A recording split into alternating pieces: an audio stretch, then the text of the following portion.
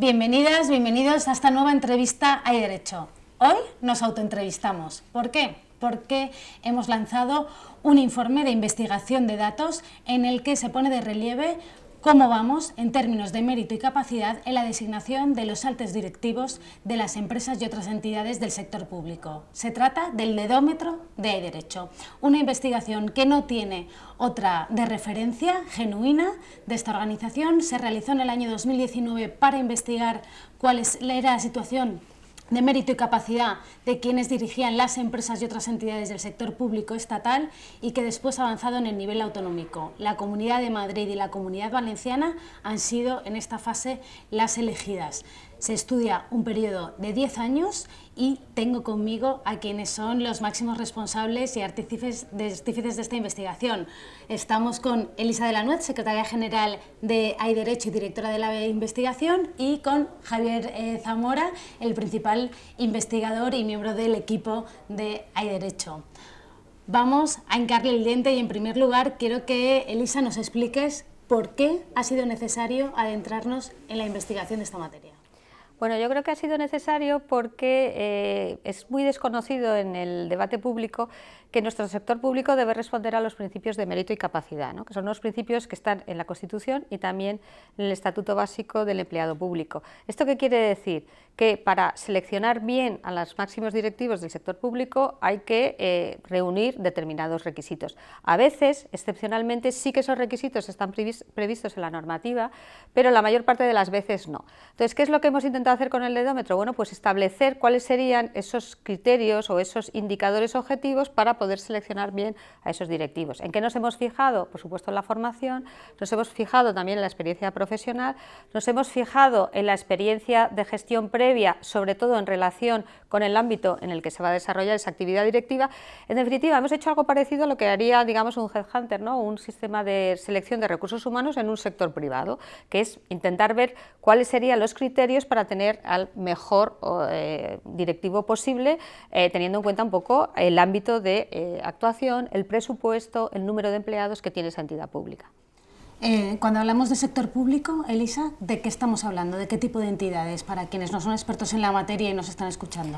El sector público, digamos que abarca muchas entidades muy diferentes, pero nosotros nos hemos focalizado sobre todo en lo que llamaríamos sector público empresarial, es decir, entidades públicas empresariales o sociedades mercantiles públicas, pues digamos las que teniendo forma de sociedad mercantil, sin embargo, pertenecen mayoritariamente al Estado, y también a otro tipo de entidades, ya que son un poco más variopintas, que pueden ser pues desde autoridades independientes, pueden ser también consorcios, pueden ser organismos reguladores, digamos, todo esto configura un amplio sector público. Un sector que, por aterrizarlo a lo más tangible, estamos viendo en manos de quién estamos cuando hablamos de la gestión de servicios públicos como el agua, los transportes, el metro, los medios de comunicación públicas, por ejemplo. Efectivamente, estamos hablando de, digamos... autoridades de control como sindicaturas de cuentas. Sí, estamos hablando de eso. Por eso digo que es muy variopinto, pero la idea importante es que se trata de gestionar servicios públicos importantes para los ciudadanos, por eso tienen ese carácter público, ¿no? Estas entidades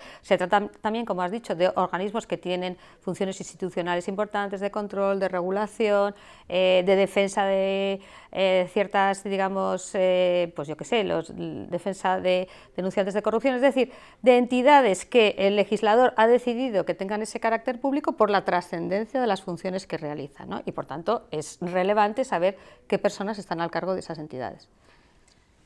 Javier, cuando te has adentrado en buscar qué personas están al cargo de esas entidades, cuéntanos qué periodo de tiempo se ha analizado, cuántas entidades se han abordado y qué te has encontrado, cómo ha sido ese camino de indagar sobre los datos. Claro, nosotros hemos escogido una muestra de 43 entidades y hemos decidido analizar un periodo de 10 años. Inicialmente escogimos una muestra de 45 entidades, y esto es una de las primeras dificultades que nos encontramos, pero durante el proceso de investigación descubrimos que 2 de esas entidades estaban ya en proceso de liquidación, lo cual revela que una de las primeras dificultades que tenemos es que los inventarios públicos que recogen las listas de entidades del sector público autonómico no están actualizados y de hecho utilizan criterios diferentes para la clasificación. Aparte de ese problema, el principal problema que nos hemos encontrado es un problema de transparencia vinculado con el tipo de información que facilitan estas entidades. Fundamentalmente, el principal problema que afecta a este informe tiene que ver con que muchas de las entidades no están facilitando un currículum completo sobre los responsables que esperamos analizar. ¿Qué hacíamos en ese caso? O sea, ¿no está el currículum disponible en la página web de la entidad que estamos analizando? ¿Y cuáles son los siguientes pasos? Bueno, hay que señalar antes que nada que es muy grave que el currículum de la página no esté publicado en la página web, porque es una obligación legal que deriva de la normativa autonómica de transparencia. Pero, digamos, con el fin de realizar nuestro informe, nosotros lo primero que hacíamos era enviar una comunicación a la entidad, un correo electrónico. Posteriormente, si no había respuesta, realizábamos una solicitud formal de transparencia, de acceso a la información, que lo hemos hecho con todas las entidades. Y finalmente, para el caso en el que no obtuviéramos ninguna información, realizábamos también búsquedas directas en la web e incluso hemos llegado a consultar redes sociales profesionales como LinkedIn. Como cuento con información privilegiada previa, sé que incluso ha habido entidades que han cuestionado para qué queríamos esa información cuando estábamos hablando de información que, como tú bien dices, la ley establece que es obligatorio publicar. Claro, sí, hay entidades que incluso nos han solicitado que justifiquemos, mediante un trámite formal de audiencia, el interés público de publicar el currículum cuando en realidad la justificación está directamente en la ley. Quiero decir, ese es el motivo por el que debe publicarse esta información. ¿En conjunto han aprobado o suspendido en términos de transparencia, de cumplimiento de las obligaciones de transparencia, toda la muestra analizada? Si analizamos toda la muestra, en realidad solamente 6 de las 43 entidades que hemos analizado cumple íntegramente con la normativa de transparencia. Esto quiere decir que solamente el 14% está cumpliendo con la normativa de transparencia, que es una cifra muy preocupante. Has citado la no publicación del currículum de su máximo directivo. ¿Cuáles otras han sido las fallas más graves en términos de transparencia? No publicar, por ejemplo, información sobre las retribuciones del máximo responsable, no publicar información sobre el derecho de acceso a la información, que también es muy importante precisamente para lo que estamos hablando. Esos son principalmente el tipo de informaciones que no se facilitan. Y una vez ya se han tenido los datos, ¿con qué nos hemos encontrado? ¿Cuál sería el principal hallazgo? ¿Los directivos públicos en el ámbito del sector público aprueban o suspenden en términos de mérito y capacidad? Con carácter general suspenden. El 60% de los currículums que hemos analizado, digamos, no cumple con los requisitos de mérito y capacidad. Por tanto, la tendencia general es, primero, que hay un 60% que suspende y además que no existe una mejora significativa en el tiempo, lo cual también pues, es bastante importante. En ese periodo de 10 años que abarca distintos gobiernos en ambas comunidades, en algunos casos con mayorías absolutas, en otros gobiernos de coalición y en algunos casos también con cambio de signo político. ¿Cuáles son las conclusiones del informe, Elisa? ¿Cuáles son los problemas que esta investigación pone de relieve? Bueno, como bien ha dicho Javier, lo primero es que tenemos un problema de transparencia grave porque es obligatorio por ley tener publicado el máximo currículum y las retribuciones del principal responsable, ¿no? En segunda conclusión es que tenemos un problema no solo de transparencia, sino de mérito y capacidad, en el sentido de que una gran parte de los responsables no aprueba, según la metodología y nuestros indicadores, no aprueba esa nota, digamos, para entender que sí que reúnen esa capacidad y esa idoneidad y no tienen una digamos, nota suficientemente alta como para que la ciudadanía pueda pensar que estamos seleccionando bien a esos altos directivos. Dicho eso, es verdad que nosotros no hemos analizado la gestión, esto es importante, pero digamos que sí que nos parece que hay indicios suficientes de, en la medida en que no estamos seleccionando adecuadamente a estos máximos directivos responsables del sector público, puede eso derivar en algunos problemas que sí hemos podido medir, como uno, por ejemplo, es la elevadísima rotación.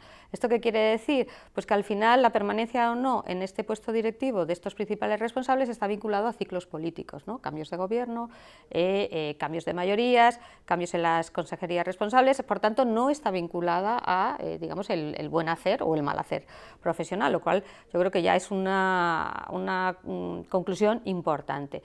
Y luego también hemos visto, como hipótesis quizá, pero que parece relevante, sobre todo de cara a futuros dedómetros, que cuando el gobierno no tiene mayoría absoluta y necesita otro tipo de apoyos, bien en coalición o bien apoyos externos, sí parece que hay un poquito más de cuidado en la selección de los perfiles, quizás sencillamente porque tienes que negociar más, ¿no? Esto, como digo, es una primera hipótesis que habría que validar. Y luego otra que es bastante también razonable es cuando sí existen requisitos objetivos, porque a veces la legislación los establece, sí tenemos una mejora tanto en transparencia como en mérito y capacidad con respecto a los responsables los máximos responsables de las entidades. Esto yo creo que serían las conclusiones, junto con otra que yo creo que es el objeto al final de la Fundación, que es poner de relieve la importancia que tiene la buena selección de estos directivos públicos, no tanto como a veces se piensa porque sus sueldos o nos gastamos, digamos, el dinero en sueldos de personas que no tienen esa idoneidad, sino sencillamente porque están gestionando presupuestos importantes, servicios públicos importantes, servicios para la ciudadanía, personas que a lo mejor no son las más idóneas o digamos que podrían haberse seleccionado con mejores criterios, ¿no? Que yo creo que esto hay que poner un poco el foco en eso, porque quizás se nos escapa esa idea de que el tirar el dinero a lo mejor no es tanto el sueldo, aunque puede ser que también, sino sobre todo lo que se deriva de una gestión no profesional. Y si uno de los hallazgos de la investigación es que la mayoría de los altos directivos de empresas y otras entidades del sector público no aprueban en mérito y capacidad, ¿por qué se nombra a esas personas y no a otras en esas responsabilidades? Bueno, yo creo que hay dos cosas. Primero que, como digo, la normativa solo dice mérito y capacidad, y cómo, digamos, aterrizas esos conceptos solo excepcionalmente está previsto, y por tanto, bueno, pues es un concepto un poco amplio, ¿no? Y eso permite, digamos, que el responsable político pues haga una selección, pues yo diría por afinidad, que a veces ni siquiera es afinidad ideológica, sino a veces es puramente cercanía, conozco a esta persona, o simplemente pues viene de otro sitio y le tengo que recolocar, es decir, factores que no tienen nada que ver en definitiva con el mérito y la capacidad. Javier, al bucear en los datos, ¿qué casos te has encontrado que te hayan resultado especialmente llamativos? Bueno, digamos, los casos que más nos han llamado la atención son aquellos casos en los que ha habido mucha rotación entre los máximos responsables. Hay entidades en las que ha habido 6 o 7 responsables en el periodo de 10 años, lo cual impide llevar un proyecto de gestión a cabo con las mínimas condiciones. Para revertir y solucionar estos problemas, ¿qué deberíamos hacer, Elisa? Creo que hay una forma muy fácil, que es la transparencia y la concurrencia. Es decir, para elegir bien a los máximos directivos, lo primero es que hay que saber que existe esa plaza, es decir, oiga, hacer una convocatoria pública, y después, y yo creo que también esa es una idea muy potente, hacer un proceso de selección tan cuidadoso como lo haríamos en el sector privado, porque llama mucho la atención, ¿no?, esta digamos, idea de que lo público es lo más importante y que seleccionemos con tan poco cuidado a los máximos directivos del sector público, cosa que jamás haríamos ni en una pyme ni en una empresa del sector privado, simplemente por conciencia de que las cosas pueden salir mal, ¿no? Es decir, arriesgamos mucho en la selección de los directivos del sector público cuando deberíamos ser extremadamente cuidadosos e intentar, en la medida de lo posible, seleccionar a los mejores, y para eso concurrencia, transparencia, un proceso de selección serio y riguroso, esas son las recetas. Pues con estas recomendaciones sobre cómo mejorar la situación y estar en mejor manos cuando hablamos de la gestión de los servicios públicos que afectan a la ciudadanía, despedimos esta entrevista Hay Derecho de hoy.